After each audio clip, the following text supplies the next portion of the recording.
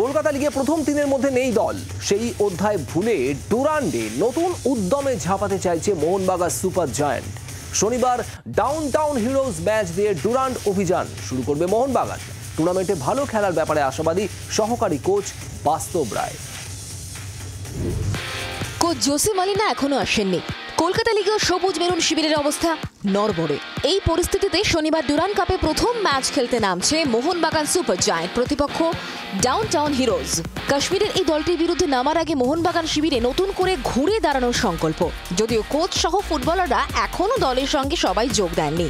Coach Molina এবং বাকি ফুটবলাররা 29 জুলাই এর আগেই চলে আসছেন। তার আগে ডুরান্ডের প্রথম ম্যাচে কোচের আসনে বসছেন সহকারী কোচ বাস্তব রায়।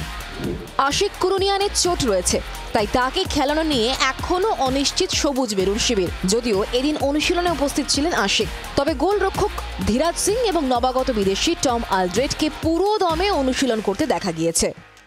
মোহনবাগান টিম যখন খেলবে সেখানে হালকা ভারী কোনো ব্যাপার নেই, সব ম্যাচে জিততে হবে, জেতার চেষ্টা করতে হবে।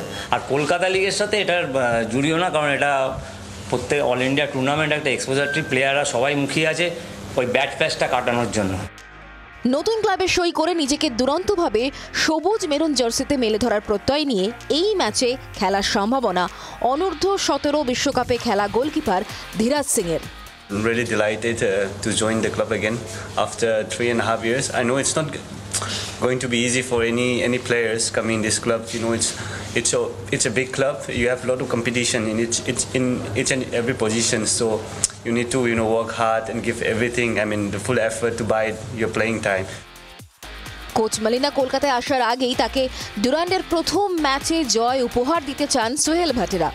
আর সেই পরিকল্পনা নিয়েই ডুরান্ড অভিযান শুরু করতে চলেছে সবুজ মেরুন শিবির।